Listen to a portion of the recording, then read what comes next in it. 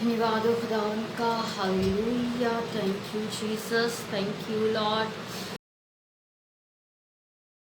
धन्यवाद हो प्रभु का, धन्यवाद हो खुदावन का। एक बार फिर से अजीजों, बहुत बहुत आपकी बहन अल्पना की तरफ से, आगरा से, यूपी से आप सबको बहुत बहुत जय मसीह की। मैं एक बार फिर से आप सबका वेलकम करती हूँ इस लाइव सेशन में, और पास्टर कपिल शर्मा पेज के ऊपर। खुदावन में आप सबका, और सबसे बड़ी बात कि प्रभु के तख्त पर उसकी संगति, उसकी हुजूरी में अजीजों आप सबका बहुत बहुत वेलकम हो खुदावन में। और हम लोग वेलकम करेंगे होली स्पिरिट का, पवित्र आत्मा का प्रभु के, क्योंकि जैसा कलाम बताता है अजीजों कि बिना खुदावन के उस मददगार के जो हमें सहायता के लिए दिया गया है, हम कुछ भी नहीं कर सकते हैं। यहाँ तक कि हम प्रार्थना भी नहीं कर सकते हैं। पर खुदावन ने हमें एक ऐसा मददगार, एक ऐसा सहायक दिया है जो आप ही हमारी सहायता करता है। प्रभु को महिमा मिले। और मैं धन्यवाद देती हूँ, thanks to pastor Kapil Sharma की इस पेज के लिए, और मुझे इनवाइट करने के लिए, मुझे ये अपॉर्चुनिटी दी प्रभु में। खुदावन का धन्यवाद हो। और पास सिस्टर रश्मि का भी बहुत बहुत मैं धन्यवाद देना चाहती हूँ। और सबसे पहले महान परमेश्वर पिता का धन्यवाद हो इस संगति के लिए, इस आशीषित समय के लिए जो हम उसकी हुजूरी में बिताते हैं। अजीजों, इस संसार में कितनी ही रीति से प्रभु की संगति, उसका तख्त लगाया जा रहा है। कहीं पर हजारों लोग हैं, कहीं पर लाखों लोग हैं, कहीं पर 10 या 20 लोग उसके नाम पर जुड़ते हैं, और कहीं कहीं 2 या 4 लोग ही जुड़ते हैं। लेकिन प्रभु का नाम मुबारक हो अजीजों कि खुदावन के वचन में कहीं भी ये नहीं लिखा है कि जहां ज्यादा या अधिक लोग होंगे वहां हुजूरी अधिक होगी। Hallelujah, glory to Lord. पर जहां जो भी, चाहे वो अकेला है मेरे मददगार के साथ, अकेला हो, लेकिन मेरी हुजूरी वैसी ही भरपूरी से होगी जैसे हजारों के ऊपर उंडेली जाएगी। बिल्कुल एग्जैक्टली वैसे ही हर एक उस जन पर जो मेरे नाम से इकट्ठा होगा, फिर चाहे वो 2 है, वो 3 है, तो no matter of counting, no matter of numbers, आप बिल्कुल भी, हम आज ये नहीं देखेंगे कि हम 2 हैं, 3 हैं, कितने सुन रहे हैं, नहीं सुन रहे हैं, पर खुदावन का अभिषेक वैसा ही होगा जैसा हजारों में और लाखों में होता है। हम विश्वास करके आगे प्रभु की संगति में बढ़ेंगे, प्रभु की वर्शिप में चलेंगे, प्रार्थना करेंगे। Thank you Jesus, thank you Lord. धन्यवाद हो खुदावन खुदा, एक बार फिर से सारी आशीषों के देने वाले, सारी बरकतों के देने वाले, सारी मुसीबतों से छुड़ाने वाले खुदावंद, और हमसे बेशुमार बरकतें देकर बेइंतहा हमसे प्रेम करने वाले प्रभु आपके एक बार फिर से पास आते हैं, धन्यवाद देते हैं खुदावंद इस आशीषित शाम के समय के लिए कि अब तक प्रभु आपने हमारे जीवन में हमें संभाला है, और आज के दिन में भी प्रभु अब तक का जितना भी समय हमने जिंदगी की जमीन पर गुजारा, खुदावंद आप ही की बड़ी महक करुणा का फल है प्रभु। आपने हमें इस योग्य रखा है कि हम आप में होकर बेहतरी के साथ आगे बढ़ रहे हैं, वचन को थामे रह सकते हैं, आपके वचन को प्रभु आपके लोगों के साथ बांट रहे हैं। प्रभु इन सारी बातों के लिए आपको महिमा मिले। संगति को प्रभु, एक एक जन को मेरे पिता, एक जरिए को खुदावंद, जिस भी रीति से, जिस जरिए से हम सब जुड़ते हैं प्रभु, हर एक बात को प्रभु यीशु मसीह के सामर्थ्य नाम में प्रभु ब्लेस करती खुदावंद, एक एक जन को यीशु मसीह के लहू के घेरे में देती मेरे पिता। और प्रभु पूरी संगति आप में बड़ी रीति से अभिषेक से भरी हो, आपकी पाक हुजूरी वादे के अनुसार फिर से एक बार हमारे बीच हो, और आपके पवित्र आत्मा की अगुवाई बराबर हो प्रभु, ताकि खुदावंद हर एक मन जिसे ये वचन छुए, हर एक कान जो सुनते हैं, हर एक आंख जो देखे प्रभु, खुदावंद खुदा होने दीजिए आप में प्रभु। ब्लेसिड ठहरे जो प्रभु देखकर सुनकर न केवल भूल जाएं पर समझने वाले हो सकें, और अपने जीवनों को वचन के अनुरूप ढाले और आप में मगन रहने वाले हो सकें। खुदावंद खुदा की आप हमारे न्यायी पिता हैं, यीशु मसीह के सामर्थी नाम में प्रभु सारा आदर जलाल महिमा आपको मिले। प्रार्थना को सुने पिता, ग्रहण करें, आमीन। Thank you Jesus Lord. धन्यवाद हो खुदावन खुदा का। प्रभु को एक बार फिर से महिमा मिले। हम लोग आगे बढ़ेंगे और अजीज़ों हम लोग कुछ गीतों के द्वारा खुदावन की महिमा करेंगे, आराधना करेंगे। खुदावन का धन्यवाद हो। Thank you Jesus. एक गीत है अजीज़ों जो हम धन्यवाद के लिए ही गाते हैं, जिसके बोल है प्रभु का धन्यवाद करूँगा। बहुत सारे लोगों को अधिकतर ये गीत आता है। तो प्रभु को महिमा मिले, उसका कलाम मुबारक हो, उसका नाम मुबारक हो। खुदावन का नाम हमेशा हमेशा संसार में ही नहीं हमारे जीवनों में भी ऊंचा रहे। लॉर्ड प्रभु का धन्यवाद करूँगा, उसकी संगति में सदा रहूँगा। साथ चलूँगा मैं जय जरूर पाऊँगा, साथ चलूँगा मैं जय जरूर पाऊँगा। प्रभु का धन्यवाद करूँगा। ना देगी मुझे दुनिया कभी भी कोई सुख और शांति आराम। ना देगी मुझे दुनिया कभी भी कोई सुख और शांति आराम। मेरे यीशु के साथ धन्य संगति में सदा मिलती खुशी मुझको। मेरे यीशु के साथ धन्य संगति में सदा मिलती खुशी मुझको। प्रभु का धन्यवाद करूँगा, उसकी संगति में सदा रहूँगा। साथ चलूँगा मैं जय जरूर पाऊँगा। प्रभु का धन्यवाद करूँगा। मेरी जिंदगी की हर परेशानी में खुल जाता है आशा का द्वार। मेरी जिंदगी की हर परेशानी में खुल जाता है आशा का द्वार। कभी ना हटूंगा, कभी ना डरूंगा, चाहे जान भी देना पड़े।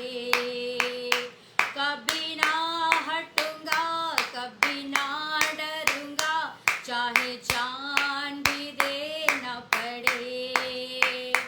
प्रभु का धन्यवाद करूँगा, उसकी संगति में सदा रहूँगा। साथ चलूँगा मैं जय जरूर पाऊँगा, साथ चलूँगा मैं जय जरूर पाऊँगा। प्रभु का धन्यवाद करूँगा। ना देगी तुझे दुनिया कभी भी कोई सुख और शांति आराम। ना देगी तुझे दुनिया कभी भी कोई सुख और शांति आराम। प्यारे यीशु के साथ धन्य संगति में सदा मिलती खुशी मुझको। प्यारे यीशु के साथ धन्य संगति में सदा मिलती खुशी मुझको। प्रभु का धन्यवाद करूँगा, उसकी संगति में सदा रहूँगा। हाँ, साथ चलूँगा मैं जय जरूर पाऊँगा, साथ चलूँगा मैं जय जरूर पाऊँगा।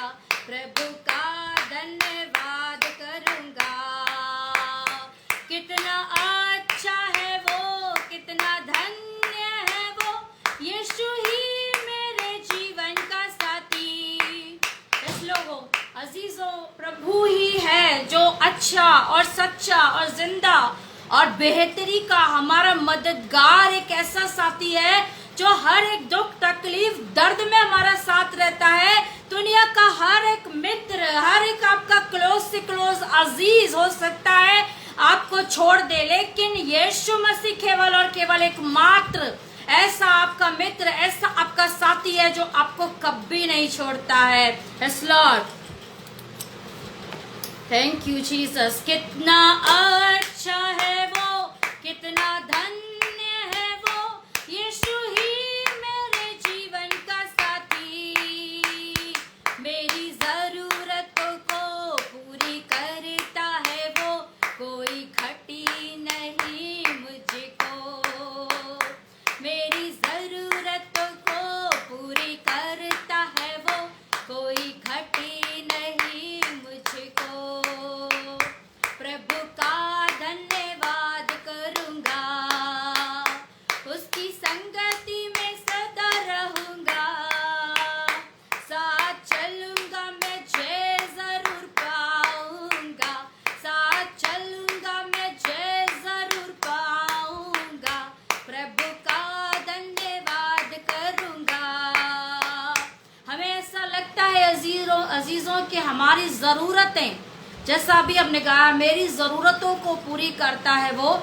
हमें लगता है कि हमारी ज़रूरतें हमारी नौकरी से पूरी हो रही हैं, हमारे घर के लोगों से पूरी हो रही हैं, हमारे घर के रुपए पैसों से पूरी हो रही है, दुनिया की बातों से। लेकिन नहीं अजीजों, ये लाइन एकदम सत्य हमारे जीवन में है कि हमारी ज़रूरतों को प्रभु यीशु मसीह पूरी करते हैं। वही है जो हमें कोई घटी नहीं होने देते हैं, क्योंकि हमारी जरूरत से कहीं पहले यीशु मसीह जानते हैं कि हमें क्या जरूरत है। हालेलुया। और वो उस जरूरत को हमारे मांगने से पहले ही पूरी करते हैं। यहाँ तक कि एक अद्भुत बात है कि हमारे संसार में आने से, रचे जाने से पहले ही परमेश्वर पिता यीशु मसीह ने हमारी हर एक जरूरत के लिए, हमारी हर एक भूख के लिए एक निवाले को रखा है। हमारी हर एक ज़रूरत के लिए उसने उस चीज़ को ठहरा दिया है। अजीज़ों, हमें चिंता करने की आवश्यकता नहीं है। अब हमें प्रभु के साथ हमें भी एक वायदा करना है।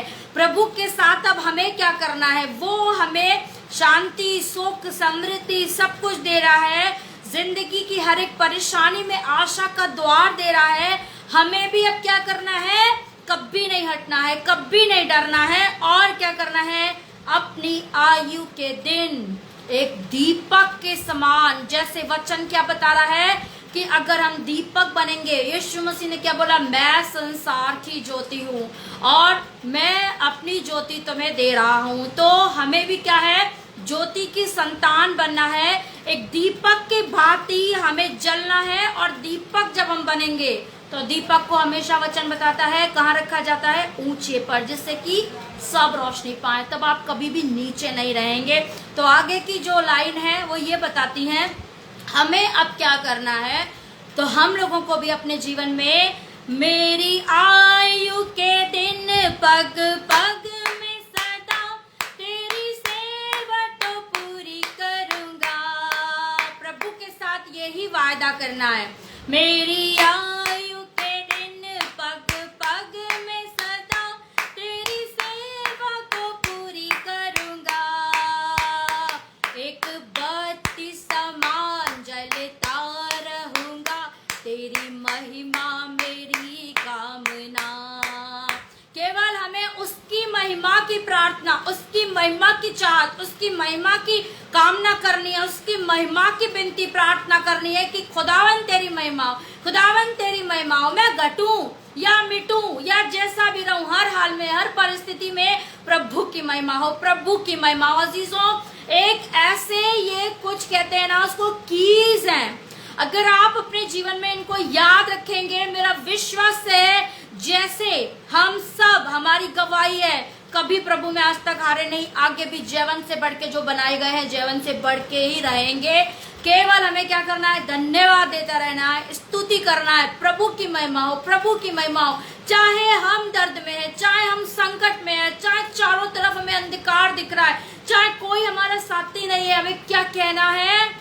हालेलुया, प्रभु की महिमा हो। Glory to Lord, glory to Lord. क्योंकि ये सत्य है और ये निश्चित है और बिल्कुल ना टलने वाला रीति से ये बात है अजीजों कि प्रभु की महिमा है और होगी ही होगी।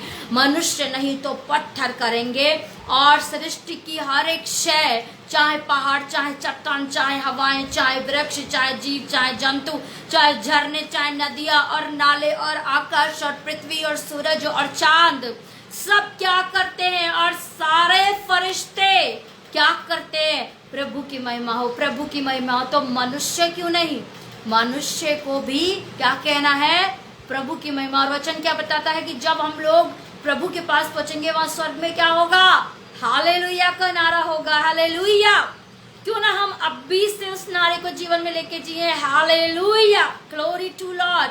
वहां पर केवल हालेलुया का नारा होगा। इट मींस यह की स्तुति करो। तो अभी से क्यों ना खुदावंद की महिमा हो, खुदावंद की महिमा हो। और प्रभु में आप देखेंगे कि आपके जीवन किसी रीति असफल नहीं पाए जाएंगे। आपकी कोई प्रार्थना अजीज़ों अधूरी और रुकी हुई नहीं रहेगी।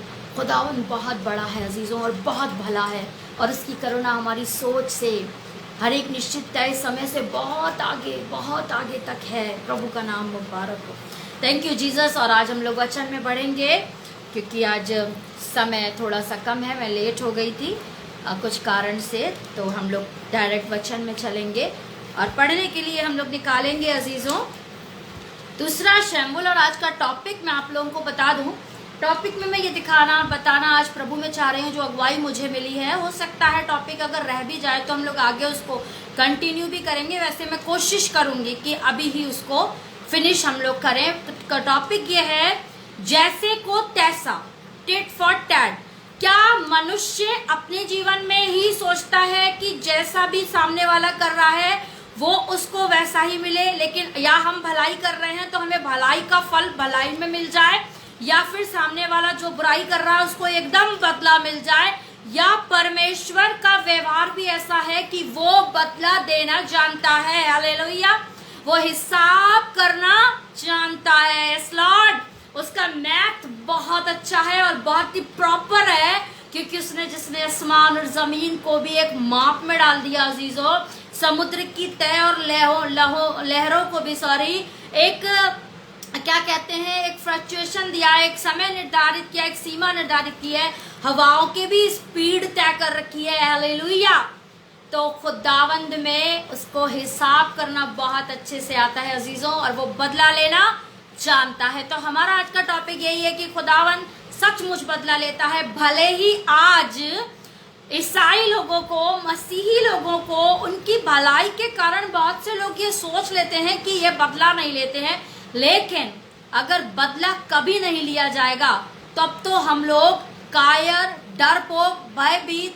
और बेकार लोग समझे जाएंगे। लेकिन हम बदला नहीं लेते हैं, लेकिन हम एक बदला लेने वाले का इंतजार करते हैं। हालेलुया, क्या करते हैं हम, बदले को एक और बदला लेने वाले पर छोड़ते हैं, जो संसार में सबसे ऊपर है और हर एक बात का बदला लेगा। वो जो पृथ्वी को भी दंड देता है, वो जो राजाओं को भी मौत देता है, वो जो चट्टानों को भी डांट देता है, उसकी गर्जन से संसार, बड़े बड़े चट्टान क्या करते हैं, कंपित हो जाते हैं उसके हाथ में। ओ कितनी सुहानी बात है, हम अपना बदला छोड़ते हैं। हालेलुया, अपना न्याय उसके ऊपर छोड़ते हैं, हम बदले को छोड़ते नहीं हैं, बस केवल अपने आप। जैसे जस्ट इमेजिन आप करेंगे, बड़ा अच्छा लगेगा मैं सोचने में।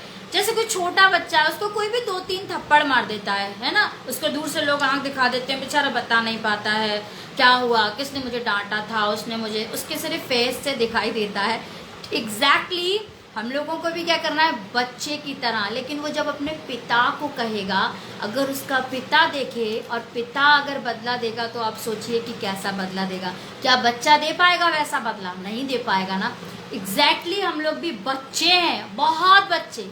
अपने आप बदला लेने की चेष्टा ना करें, न्याय करने की चेष्टा ना करें, हम नहीं कर पाएंगे। पर उसे दे जो सबका बदला लेने वाला है, जो हमारा सबका पिता है। और देखिए वचन कहाँ बताता है आज कि खुदावंद पहले किस रीति एकदम बदला लेता था, लेकिन यीशु मसीह में आने के बाद में जब से ये वाली बात आ गई है कि यीशु मसीह ने जब से कहा है कि तुम माफ करो और बदला लेना किसका काम है? मेरा काम है, और बदला न्याय के समय में लिया जाएगा।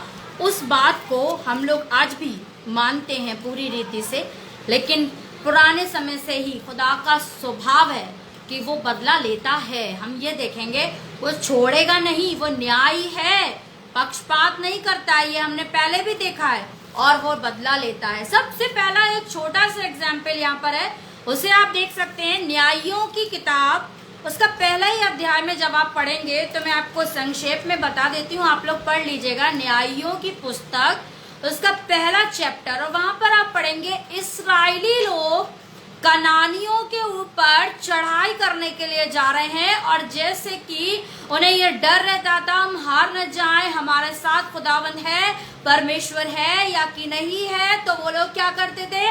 जैसे आगे बढ़ते थे प्रभु की इच्छा जानते थे। तो खुदावंद से उन्होंने पूछा है कि कौन जाए जो कनानियों से क्या करेगा? बदला लेने कौन जाए? तो परमेश्वर ने उन्हें क्या बोला है? यहूदा चढ़ाई करेगा। और जब यहूदा चढ़ाई करता है तो जैसे परमेश्वर ने कहा है वैसे ही होता है, और वो लोग जीत जाते हैं, इजराइली जीत जाते हैं और कनानी हार जाते हैं। तो उनका जो राजा है, कनानियों का राजा, जिसका नाम है अदोनी बेजेक, और अदोनी बेजेक को जब यहूदा के राजा ने, इस्राएलियों के राजा ने पकड़ा, तो उसके उन्होंने क्या किया? हाथ और पैरों के अंगूठे काट दिए। और आप देखेंगे ऐसा क्यों हुआ, तो आप यहाँ पर जब पढ़ेंगे न्यायियों पहले का 7वीं आयत आप पढ़ेंगे, वहां पर लिखा है, तब अदोनी बेजेक ने कहा, जब उसके हाथ पैर के अंगूठे काट दिए गए तो अदोनी बेजेक ने, राजा ने क्या कहा? हाथ पांव के अंगूठे काटे हुए 70 राजा मेरी मेज के नीचे टुकड़े बीनते थे। हालेलुया! क्या पाया उसने?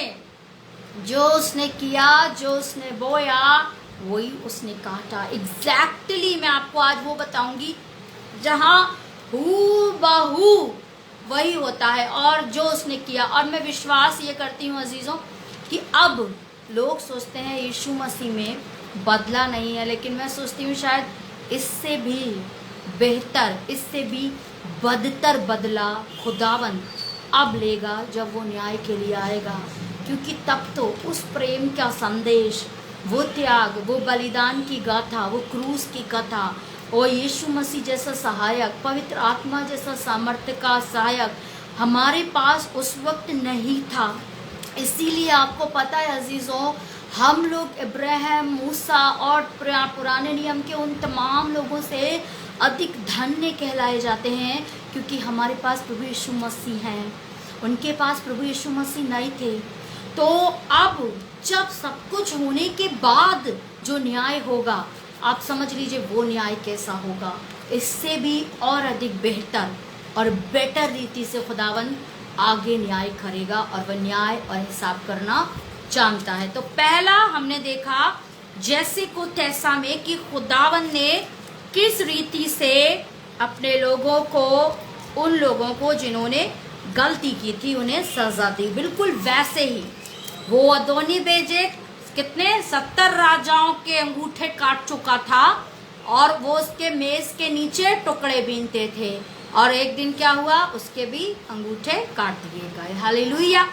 दूसरा हम देखेंगे, बड़ा इंटरेस्टिंग आपको लगेगा, दूसरा संदेश आपको मिलेगा। मैं यहाँ पर संक्षेप में आपको बता रही हूँ। आप लोग दूसरा शमूएल 12 अध्याय में जब आप पढ़ेंगे तो यहाँ पर आपको एक राजा मिलेगा, और वो राजा अपने खुदावन का, अपने परमेश्वर का बहुत भक्त है, बहुत प्रियजन है। राजा भी है और प्रियजन है। लेकिन उसके पास क्या हो रहा है यहाँ पे अजीजों? एक नबी आता है, और नबी आकर उससे कुछ इस तरह से बोलता है कि हे राजा, तेरे राज्य में एक गलत काम हुआ है।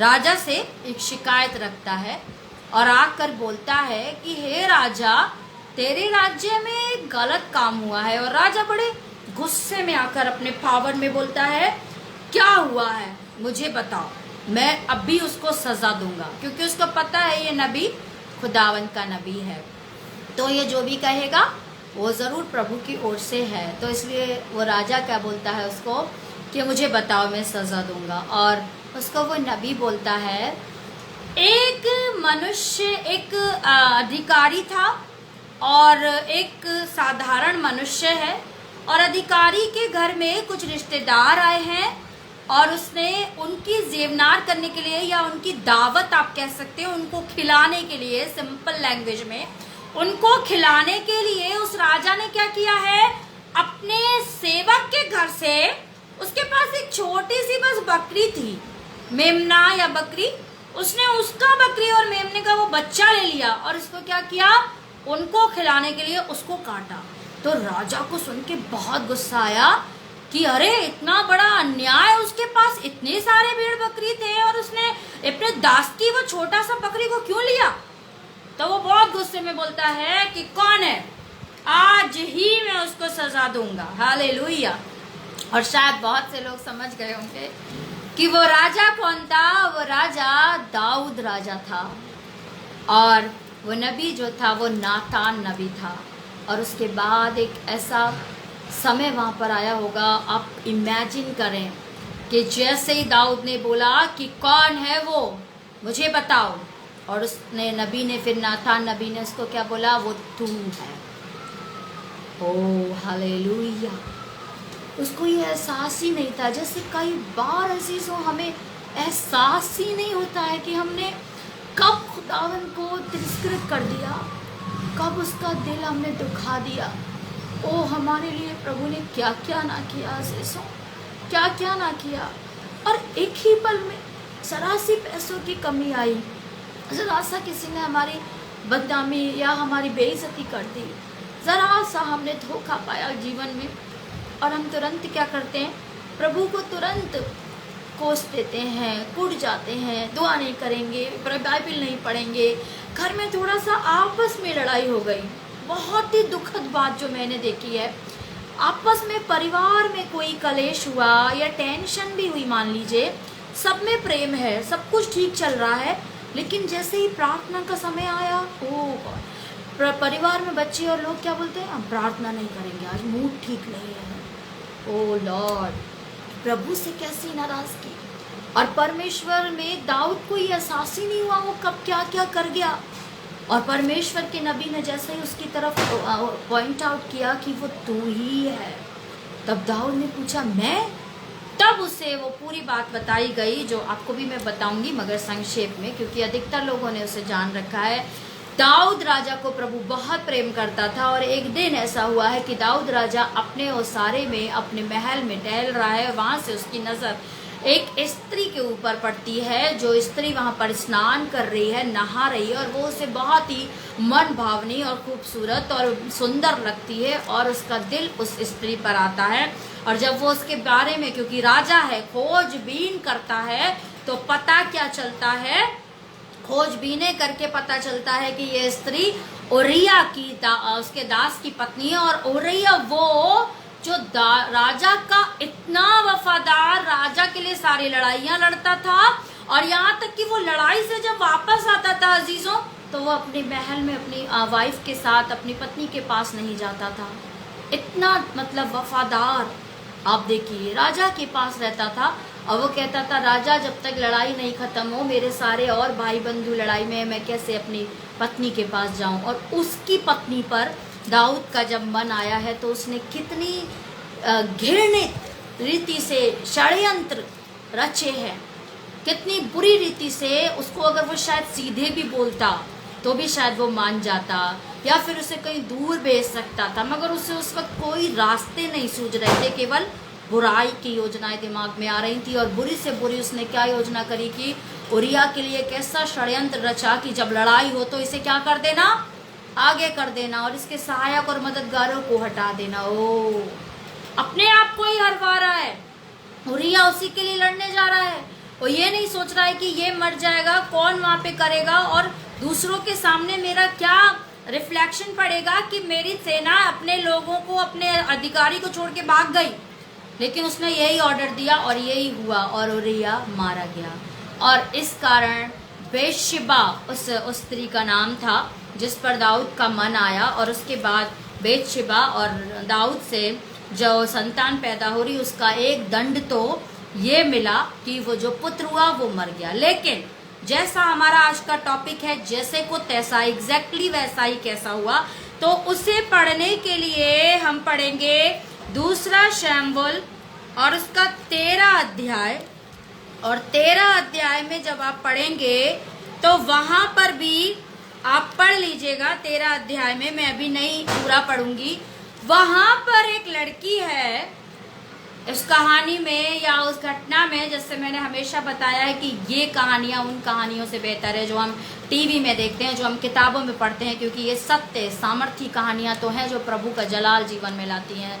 यहाँ पर एक लड़की है जिसका नाम है तामार, और यहाँ पर उस लड़की की दुविधा यह है कि उसके भाई का दिल ही उसके ऊपर आ गया। अब क्यों आया ये आप आगे जानेंगे, क्योंकि उसका जो पिता है वो भी दास है। ऐसा क्या हुआ कि ये उसका दिल, भाई का दिल बहन पर आ गया है। तो ये जो है ये अबशालोम की बहन है, और अम्नोन इसका एक और भाई है जो शायद सगा नहीं है, लेकिन माँ अलग है मगर पिता एक है। और अम्नोन का दिल जो है वो अबशालोम की बहन तामार के ऊपर आ गया है। और अब आप ये जाने तो आप समझ जाएंगे ये तीनों बच्चे दाऊद राजा की संतान है। और यहाँ पर वो बात जो खुदावन ने दाऊद से कही है, जिसे आप पढ़ सकते हैं कि आपको मिलेगी 13 चैप्टर में, जहाँ पर आप बराबर ये लिखा हुआ पढ़ेंगे कि खुदावन ने दाऊद से क्या बोला है। और उसने साफ साफ कहा है कि ये सारा काम जो तूने किया है, ये आपको 12वें में 9वीं आयत में मिलेगा। वहां पर लिखा है, तूने यहोवा की आज्ञा तुच्छ जानकर क्यों वह काम किया जो उसकी दृष्टि में बुरा है। हित्ती उरिया को तूने तलवार से घात किया और उसकी पत्नी को अपनी कर लिया है, और उरिया को अमोनियों की तलवार से मरवा डाला है। 12 का 9 से मैं पढ़ रही हूँ, इसे आप पढ़ सकते हैं। और यहोवा यूं कहता है, सुन, अब मैं क्या करूंगा, मैं तेरे घर से विपत्ति उठा के तुझ पर ही डालूंगा, हालेलुया, और तेरी पत्नियों को तेरे सामने लेकर दूसरे को दूंगा, और वो दिन दोपहरी में तेरी पत्नियों से कुकर्म करेगा। तूने तो वो काम छिपा कर किया, पर मैं ये काम सारे इस्राएलियों के सामने करूंगा, हालेलुया। और इसके एवज में क्या हुआ है कि वही हुआ जो प्रभु ने जैसा ठहराया, और उसी के घर में से ही एक ऐसा बीज निकला जो निकल कर उस वक्त में वहाँ पर अम्नोन के अबशालोम के रूप में खुदावंत के सम्मुख दाऊद के सामने आया प्रभु के वचन में होकर। और अबशालोम ने उसके बाद उस गुस्से में, क्योंकि अम्नोन ने फिर अपनी बहन के साथ एक षड्यंत्र किया उसे बुलाने के लिए, और उसके साथ कुकर्म करके उसे भ्रष्ट किया, भाई ने बहन को। और उसके बाद अबशालोम ने एक बदला लेने के लिए उन सबके विरोध में एक कह सकते हैं लड़ाई छेड़ दी है। और उस लड़ाई में दाऊद राजा को यरूशलेम को छोड़कर जाना पड़ गया है। और फिर आप देखेंगे बिल्कुल वही सारी बातें जो दाऊद ने की। पहले तो भाई का विरोधी हो गया, भाई ने बहन के साथ दाऊद की आंखों के सामने ही दाऊद राजा होके भी कुछ नहीं कर पाया। दूसरा इससे भी बदतर तो आप पढ़ेंगे, उसमें साफ साफ लिखा है, जैसा वहां पर कहा गया है कि ये काम तूने तो छुप के किया था, लेकिन मैं कैसे करूँगा, दिन दोपहरी में। खुदावन की आवाज़ देखिए कि जो इतने काम तुम तो छुप के करते हो, तुम तो डर के करते हो, मगर मैं तुम्हारे जीवन में उन्हीं कामों को दिन दोपहरी में कराऊंगा। तो उसके बाद जब अबशालोम यरूशलेम आया है तो मालूम है एग्जैक्टली उसने एक तंबू लगाया, और तंबू लगाकर वहाँ पर उसने सारी वो रखेलियों को बुलाया है। यहाँ पर देखिएगा दूसरा शमूएल 16 का, और 16 का आप यहाँ पर देखेंगे 20 से, तो आप पढ़िएगा कि स्पेशली एक तंबू लगाया गया। तंबू क्यों लगाया जाता है, वो भी महल की छत पर, ताकि सारे इस्राएल को दिखाई दे।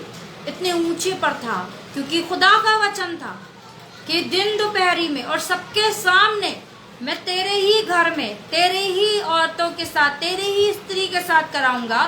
तो पिता की सारी रखेलियों के साथ अबशालोम ने उस तंबू में संबंध बनाए। तो एकदम वो जो दाऊद ने किया वही अपने जीवन में पाया, जो बोया वो पाया, जो किया वो मिला। जैसे को एकदम तैसा प्रभु ने दिया, जबकि दाऊद उसका सबसे चुना, उसका दास था, तो भी दाऊद इस दंड से, इस श्राप से बच नहीं पाया है। क्यों? उसने उसके दिल पे वो भारी बोझ पत्थर उसे इसी जीवन में सहना पड़ा।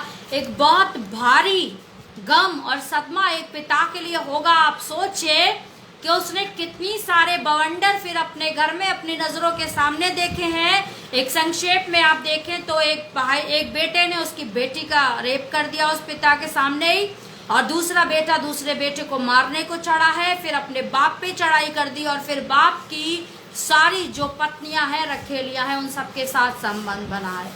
सो टेरेबल खुदावन का कलाम। लेकिन प्रभु ने जो बोला, इसके बाद एक तीसरा और एग्जाम्पल मैं आपको दिखाऊंगी, फिर मैं वचन को समाप्त करूंगी। और तीसरा एग्जाम्पल भी आपको अजीजों बहुत आशीष देगा कि प्रभु हिसाब करने में कितना पक्का है। तो आप पढ़ेंगे एलिया के समय में एक राजा है, एलिया नबी के समय में एक राजा है, और वो राजा अपने ओसारे में अपनी खिड़की में खड़ा है, और वहां से जैसे एलिया का मन एक स्त्री पे आया, और इस राजा का मन स्त्री पे तो खैर आया ही था, क्योंकि वो भी अपनी पत्नी की बातें बहुत मानता था और उसकी पत्नी भ्रष्ट थी। लेकिन इस राजा का दिल एक दाख की बारी पर आया अजीजों। उसकी खिड़की से एक दाख की बारी दिखाई देती थी जो उसे बहुत सुंदर लगती थी। परमेश्वर को महिमा मिले। और इतना मन आया कि राजा बेचैन हो गया उस दाख की बारी को पाने के लिए, और यहाँ तक कि उसकी बेचैनी, उसकी टेंशन, परेशानी उसकी बीवी ने देख ली। उसकी पत्नी, उसकी रानी का नाम, उसका नाम था इजाबेल। और उसने जब देखा है तो वो एक भ्रष्ट लेडी थी, स्त्री थी, जो सारे बुरे कामों में और तमाम और बाल जो देवता था उसकी पुजारन थी, और उसके पुजारियों के साथ लिप्त रहती थी। तो प्रभु के भय में बिल्कुल नहीं रहती थी। और नाबोत की वो दाख की बारी थी। नाबोत प्रभु का जन था, लेकिन इजाबेला प्रभु की जन नहीं थी। तो आहाब की बेचैनी उस रानी के सामने आ गई, और वो इतनी भयावह और इतनी कुकर्मी लेडी थी। उसने क्या बोला कि मैं कुछ भी करके इस दाख की बारी को तुझे दे दूंगी, तेरा मन राजा छोटा मत कर।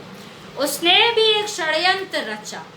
और यहाँ पर आप देख रहे हैं जहां जहां प्रभु ने बदला दिया है, हिसाब किया है, वहां सब में षड्यंत्र जरूर आ रहे हैं। इसका सिंपली मीनिंग, और बुरे लोग षड्यंत्र कर रहे हैं। धोखा देना, षड्यंत्र करना, किसी के खिलाफ चालसाजी करना, ये सब प्रभु को नहीं भाता है अजीजों। हमें भी कभी षड्यंत्र नहीं करने हैं, बुरे लोगों के काम है ये सब। वहां पर भी इजाबेला ने एक षड्यंत्र रचा है, और षड्यंत्र रच के उसने नाबोत को क्या करवाया, पत्थरवा करके लोगों से मरवा दिया। उसके ऊपर एक लालचन, एक क्राइम लगा दिया, कोई गलत काम लगाया, और उसके बाद उसका दंड और पत्थरवा करके उसने लोगों से नाबोत को मरवा के उसकी दाग की बारी आहाब को दे दी। बड़े आसानी से बड़े बड़े काम हो जाते हैं जब लोग षड्यंत्र रचते हैं, जब लोग बुराइयां करते हैं, तो बड़ी आसानी से सब कुछ मिल जाता है ना। पीछे पीछे बाइबल बताती है कि तू लुतरा बन के मत फिरना। लुतरा का मतलब क्या होता है अजीजों? हमें एक दूसरे की बातों को लगाना नहीं है, इधर से उधर नहीं करना। आपको पता है इधर से उधर बातें करने से बड़े बड़ी लड़ाइयाँ हो जाती हैं। भाई भाई के दुश्मन होते हैं, बहनें बहनों के दुश्मन हो जाती हैं, पति पत्नी में आपस में नफरत होती है। लुतरापन, इधर की उधर नहीं करना चाहिए। और यहाँ पर हम देख रहे हैं कि ये सब काम करने से लोगों को सब कुछ मिल जाता है, जो बुरे बुरे काम उल्टे सीधे करते हैं। तो इसीलिए लोगों को इधर की उधर करने में भी बड़े मज़े आते हैं कि ओहो हमने कर दिया तो हमारी वाहवाही हो गई, और दूसरे के बीच में लड़ाई हो जाती है। तो यहाँ पर इजाबेला ने जो किया, अब हम देखते हैं कि नाबोत मर गया है। और यहाँ पर हम देखेंगे खुदा का दंड उस राजा और उस रानी पर क्या आया है। तब आप देखेंगे पहला राजा उसका 21 अध्याय, और 21 अध्याय में आप 17, 18, 19 को पढ़ेंगे तो आप वहां पे पढ़ लेंगे कि यहोवा का ये वचन तिशबी एलिया के पास पहुंचा, और जाकर राजा अहाब से मिलने को जा और उसको बोल जो नाबोत की बारी में खड़ा है, उसे अधिकारी बन गया है, उसको अधिकार में लेने को गया है, उसको बोल कि परमेश्वर ये कहता है कि जैसे तूने नाबोत का लहू बहाया है, ऐसे ही यही तेरा लहू भी क्या करेंगे, कुत्ते तेरा भी लहू चाटेंगे। हालेलुया।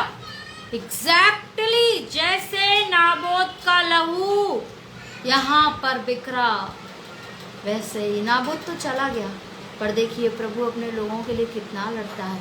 शरीर तो मिट जाता है लेकिन आत्मा हमेशा रहती है। अब खुदावंद फिर अपने लोगों की पाक रूह को अपने पास बना देता है।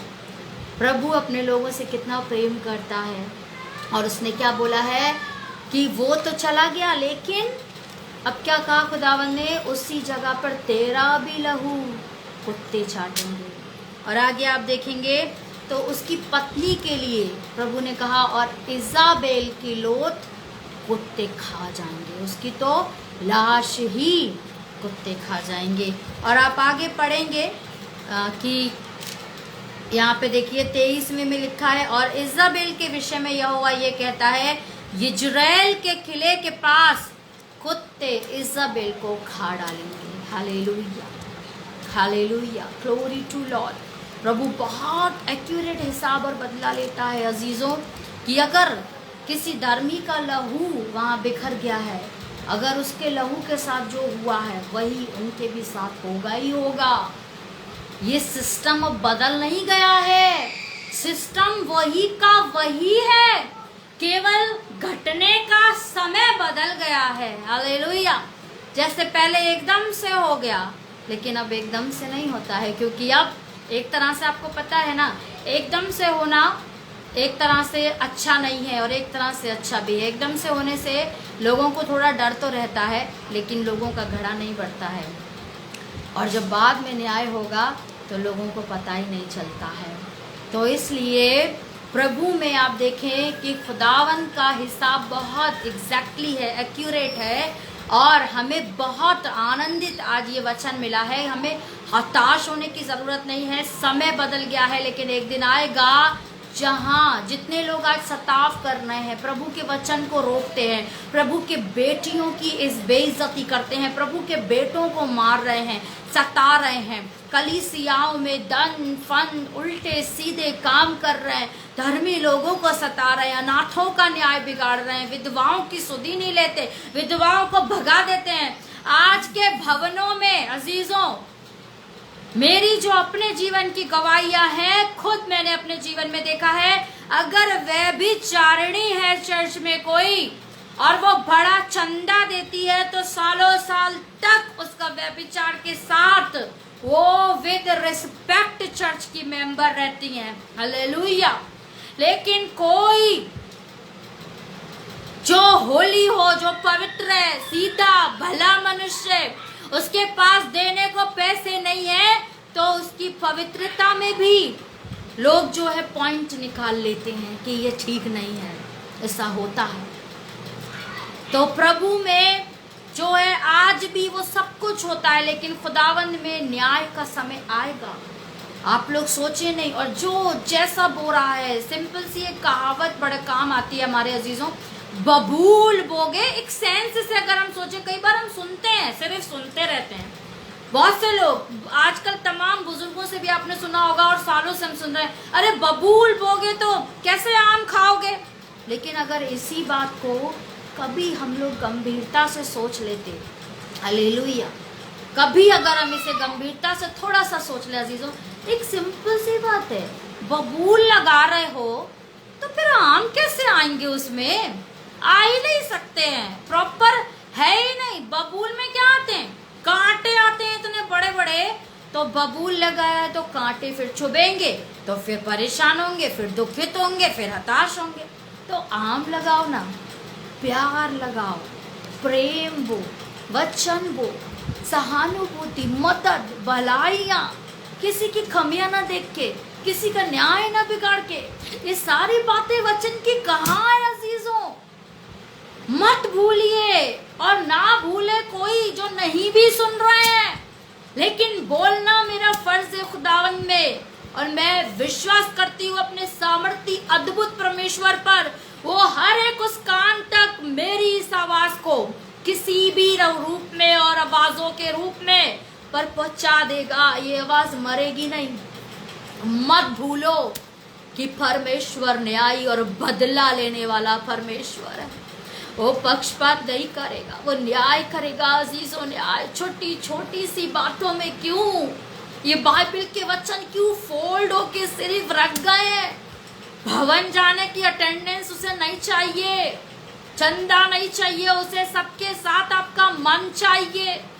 ध्यान से जीवन में बहुत चौकस और बहुत सचेत सावधान रहे परमेश्वर में। और आगे आप देखेंगे जैसे अब तक हुआ, एग्जैक्टली प्रभु को महिमा मिले कि आहाब राजा था, ये उसकी पत्नी जो रानी इजाबेल थी, और उनके बाद खुदावन ने एक मनुष्य को उभारा है जिसका नाम है येहू।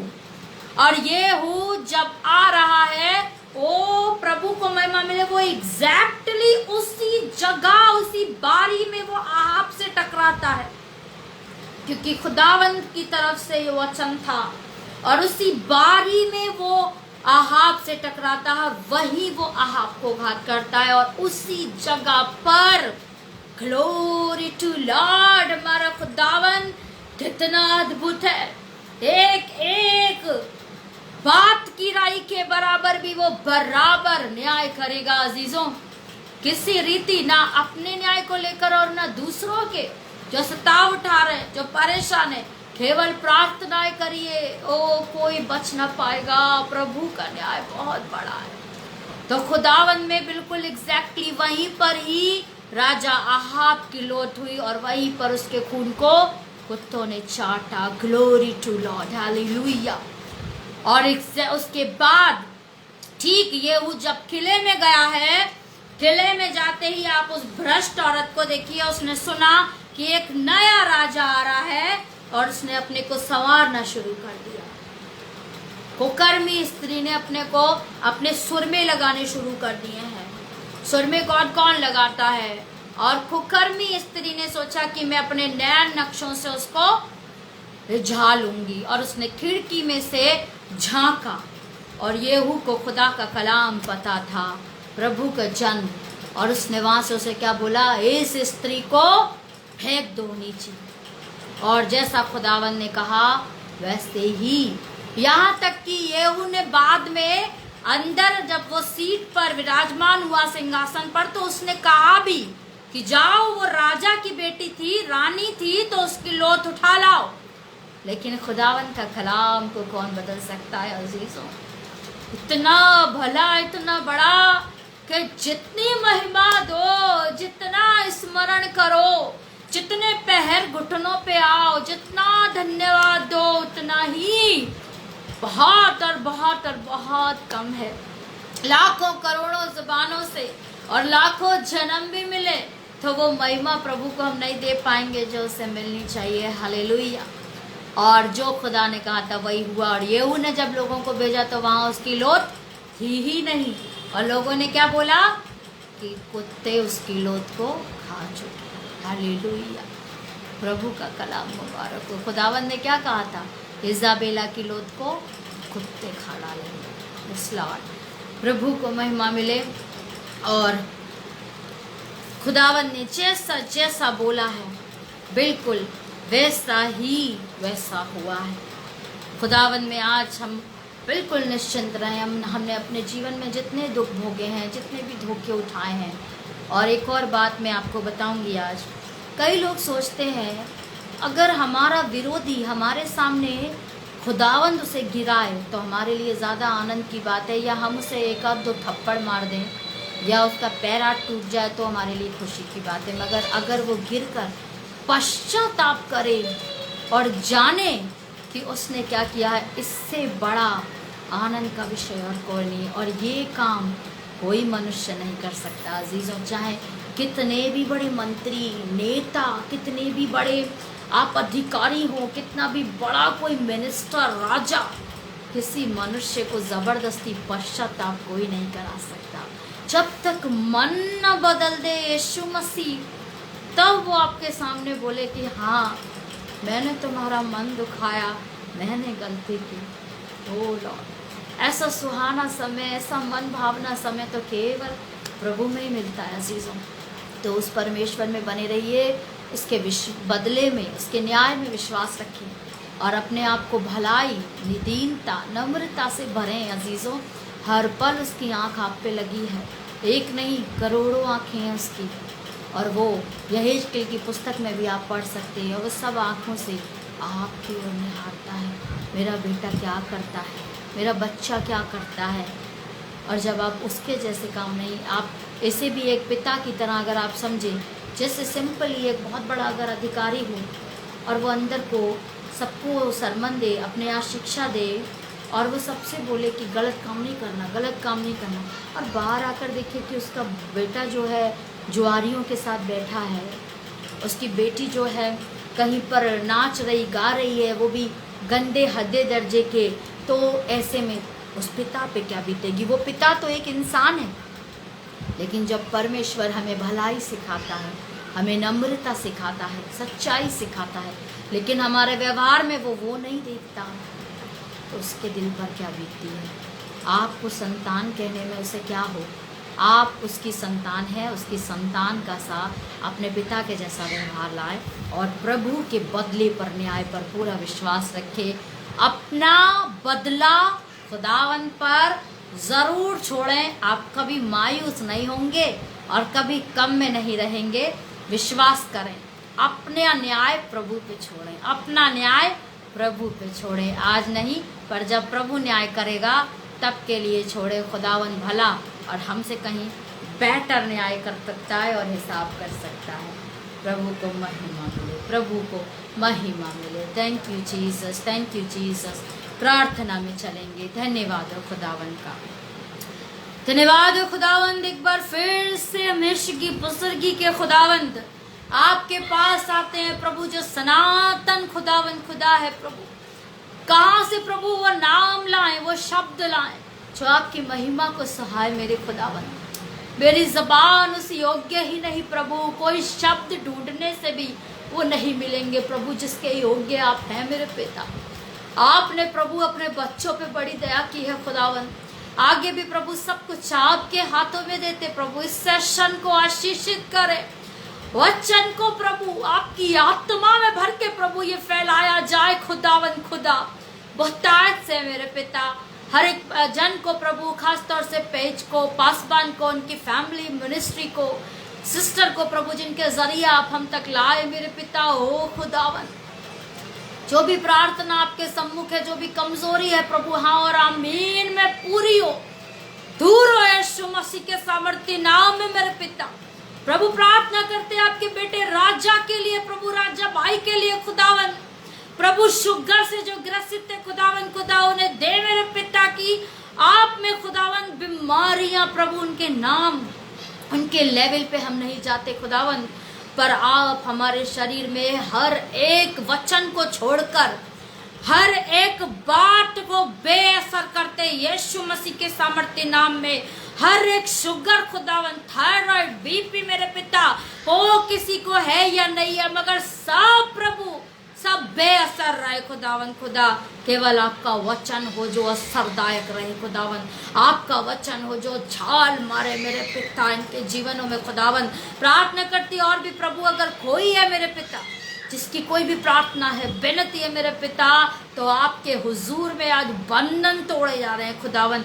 यीशु मसीह के सामर्थ्य नाम में मैं प्रभु आज्ञा देती, लताड़ती प्रभु, तोड़ती खुदावन हर एक बंधन को, बीमारी को, लाचारी को खुदावन। और आप में प्रभु बड़ी रीति से आपके लोग खड़े हो जाएं मेरे पिता।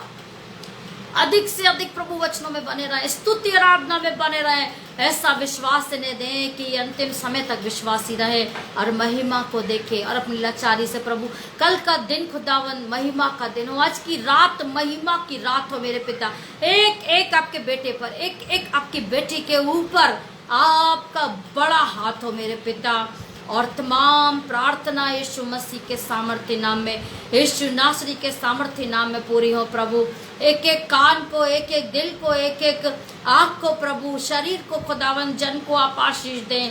जितनों को प्रभु ये वचन छूता है मेरे पिता, जितने भी प्रभु लाइव सेशन से जुड़े हैं, आगे भी प्रभु जो जुड़ेंगे, हो इनके घर परिवारों, कामों पर, नौकरियों पर, चार दीवारी में जहाँ भी ये रहते, एक एक जगह ब्लेस्ड हो खुदावन खुदा यीशु मसीह के सामर्थ्य नाम में। सारा आदर महिमा सम्मान विश्वास गौरव सब प्रभु के प्रभु यीशु मसीह को मिले खुदावंदर हमारे उद्धार करता है यीशु नासरी के नाम में। इस प्रार्थना को आपकी वेदी के पास बांधती मेरे पिता सुने और ग्रहण करें।